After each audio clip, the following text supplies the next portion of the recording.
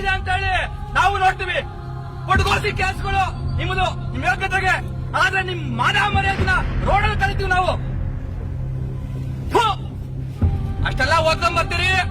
ಇತಿಹಾಸ, ಚರಿತ್ರೆ, ಸ್ವತಂತ್ರ ಸಂಗ್ರಾಮ, ಆಡಳಿತ, ಸಂವಿಧಾನ, ರಾಜಕೀಯ ಇವೆಲ್ಲವನ್ನ ಓದಿ ಗುಡ್ಡ ಹಾಕೊಂಡು ಓದ್ಕೊಂಡು ಬಂದು ಇಲ್ಲಿ ದರ್ಪ ಮಾಡೋದಕ್ಕ ಏನಿಲ್ಲಿ ಯಾವೊಂದು ಸಾಮಂತರಾಜಂದು ಅರಮನೆನ ಇದು? ಅರಮನೆ ಅಂದ್ರೆ ಇದು? ಆರೋಗ್ಯ ಸೇರಿ